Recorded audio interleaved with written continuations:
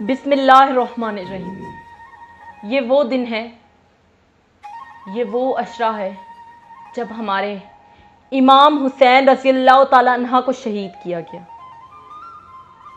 جب ہمارے محمد صلی اللہ علیہ وسلم کے نواسے کو شہید کیا گیا۔ کیا انہیں خوف نہیں آتا تھا؟ کیا ان کے دلوں میں درد نہیں اٹھتا تھا؟ انہیں بھوکا پیاسا مارا گیا، شہید کیا گیا۔ ویسے تو کہتے ہیں شہید کبھی مرتا نہیں ہے، ہمیشہ مسلمانوں کے دلوں میں زندہ رہتا ہے، اور آج بھی امام حسین رضی اللہ تعالیٰ عنہ کی محبت ہمارے دلوں میں قائم دائم ہے اور قیامت تک قائم دائم رہے گی۔ یہ بہت بڑا دن ہے، یہ بہت بڑا دن ہے۔ اس دن بہت سے معاملات ہوئے تھے، اس دن قتل حرام ہوا تھا، اس لیے اسے محرم کا دن کہا جاتا ہے،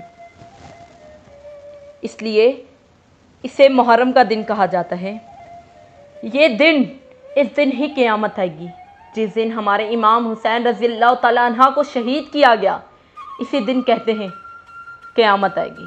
اس دن بہت سے اہم واقعات ہوئے تھے، جیسا کہ حضرت آدم علیہ السلام کی توبہ قبول ہوئی تھی، حضرت ابراہیم علیہ السلام دنیا میں تشریف لائے تھے، حضرت نوح علیہ السلام کی کشتی سلامتی سے اترے اور شکریہ کے طور پر روزہ رکھا اور دوسروں کو روزے کا حکم دیا، حضرت امام حسین رضی اللہ تعالیٰ عنہ نے مرتبہ شہادت حاصل کیا، پہلی بار بارش نازل ہوئی، قلم کو پیدا کیا گیا، حضرت یعقوب علیہ السلام کی بینائی واپس آئی، آسمان پہاڑوں اور سمندروں کو پیدا فرمایا۔ یہ عشرہ ایک بہت معتبر اور عظمت والا دن ہے۔ اس دن جو بھی نیک کام کیا جائے گا اس کا بہت بڑا ثواب ہوگا۔ یہ مسلمانوں کے لیے بہت بڑا دن ہے، یہ مسلمانوں کے لیے بہت بڑا دن ہے۔ اس دن ہمارے امام حسین کو قتل کیا گیا، شہید کیا گیا، ان کا سر تن سے جدا کر دیا گیا، پر پھر بھی وہ سر جو تن سے جدا کیا تھا پھر بھی وہ جھکا ہوا نہ ملا۔ یہی یزید کی ہار تھی کہ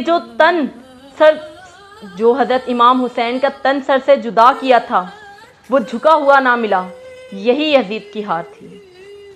خطبہ بی بی زینب دربار ابن زیاد،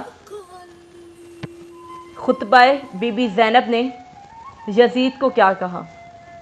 جب اسیروں کا قافلہ دربار ابن زیاد میں پہنچا تو ابن زیاد نے پوچھا کہ وہ عورت کون ہے جو اپنی کنیزوں کے ہمراہ ایک گوشے میں بیٹھی ہے؟ وہ عورت کون ہے جو اپنی کنیزوں کے ہمراہ ایک گوشے میں بیٹھی ہے؟ آپ نے جواب نہ دیا۔ اس نے 2-3 بار استفسار کیا، 2-3 بار پوچھا، آپ نے جواب نہ دیا۔ اس نے 2-3 بار پوچھا مگر کوئی جواب نہ پایا۔ پھر کنیزوں نے جواب دیا کہ یہ نواسے رسول صلی اللہ علیہ وسلم اور دختر بطول ہے۔ تو ابن زیاد نے جناب زینب کو مخاطب کر کے فرمایا کہ خدا کا شکر جس نے تمہیں رسوا کیا، خدا کا شکر جس نے تمہیں رسوا کیا اور قتل کیا اور یہ ثابت کیا کہ جو کچھ تم نے کیا وہ سب جھوٹ تھا، جو کچھ تم نے کیا وہ سب جھوٹ تھا۔ علی کی بیٹی نے اپنے کلام کا آغاز اس طرح کیا جیسے ابھی تک کوئی حادثہ پیش ہی نہیں آیا۔ کتنا بڑا دل تھا ان کا۔ علی کی بیٹی نے اپنے کلام کا آغاز اس طرح کیا جیسے ابھی تک کوئی حادثہ پیش ہی نہیں آیا، جیسے آپ کے عزیز نے تو شہید ہوئے، جیسے کہ آپ کے عزیز نہ تو شہید ہوئے اور نہ ہی آپ اسیر ہیں، بلکہ آپ نے نہایت ہی جرأت سے بغیر کسی خوف کے خطبہ شروع کیا، بغیر کسی خوف کے خطبہ شروع کیا۔ آپ نے فرمایا تمام تعریفیں اس خدا کے لیے، سبحانہ تعالیٰ، کہ آپ نے خطبہ ہی سٹارٹ کیا تو کس الفاظ سے کیا؟ تمام تعریفیں اس خدا کے لیے جس نے ہمیں پیغمبر اکرم صلی اللہ علیہ وسلم کے ذریعے عزت و کرامت عطا کی، بخشی، جس سے ان نجات کو دور رکھا اور پاک رکھا۔ صرف فاسق ہی ذلیل اور فاجر و بدرکار جھوٹا ہوتا ہے، الحمدللہ ہم وہ نہیں ہیں، الحمدللہ ہم وہ نہیں ہیں۔ ابن زیاد نے کہا، دیکھا خدا نے اہل بیت کے ساتھ کیا کیا، دیکھا خدا نے اہل بیت کے ساتھ کیا کیا۔ جناب زینب رضی اللہ تعالی عنہ نے جواب دیا،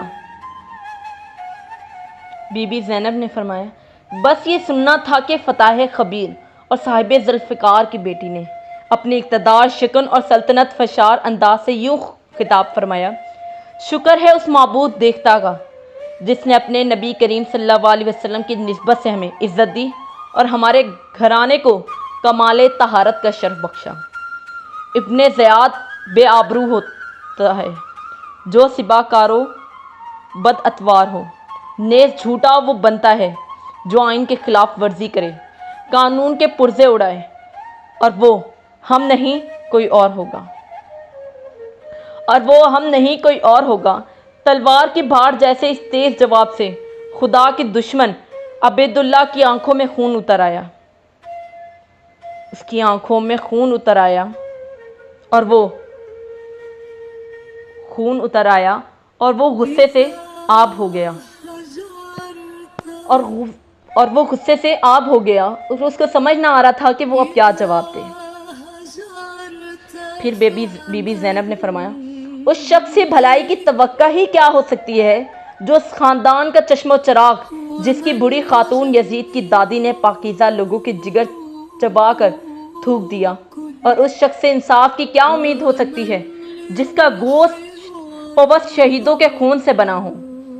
وہ شخص کس طرح ہم اہل بیت پر مظالم ڈھانے میں کمی کر سکتا ہے؟ دوبارہ بتا دوں، اس شخص سے بھلائی کی توقع ہی کیا ہو سکتی ہے جو اس خاندان کا چشم و چراغ ہو جس کی بڑی خاتون یزید کی دادی نے پاکیزہ لوگوں کے جگر چبا کر تھوک دیا، اور اس شخص سے انصاف کی کیا امید ہو سکتی ہے جس کا گوشت پیوست شہیدوں کے خون سے بنا ہو۔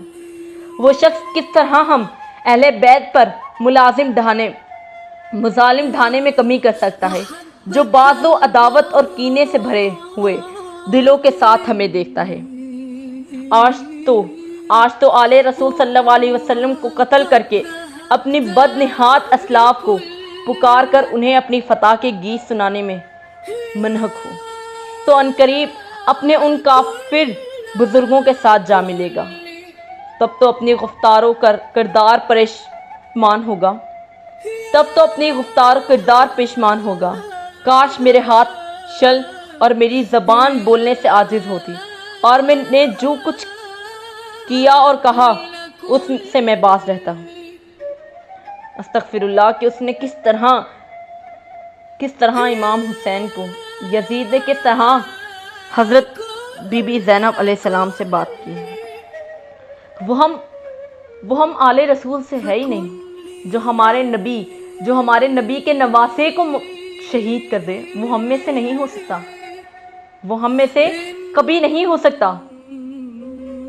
استغفر اللہ۔ آج بھی وہ منظر یاد کرتے ہیں، وہ کربلا کا منظر یاد کرتے ہیں۔ اس میں کوئی نہیں ہے کہ وہ کوئی شیعہ ہے، سنی ہے، وہابی ہے، اہل حدیث ہے۔ کربلا کا درد دلوں میں ہوتا ہے۔ کربلا ہم نہیں، اگر آپ نہیں ماتم کرتے، اگر آپ نہیں کچھ کرتے، ہم ان میں سے ہیں جو کربلا کو یاد کرتے ہیں، اور اسے سن کر وہ جو منظر ایک ہمارے دماغ میں ہے، دل چیر اٹھتا ہے۔ وہ منظر ایسے لگتا ہے جیسے ہم وہاں تھے۔ وہ منظر آج بھی ہماری آنکھوں کے سامنے ہوتا ہے تو بہت درد ہوتا ہے، رونا آتا ہے۔ ہمارے حسین رضی اللہ تعالیٰ عنہ کیا نبی کے نواسے نہیں تھے؟ انہیں کیوں شہید کیا گیا؟ انہیں کیوں شہید کیا گیا؟ حضرت بی بی زینب کا آخری خطبہ تا عمر لوگوں کو یاد رہے گا۔ سبحان اللہ۔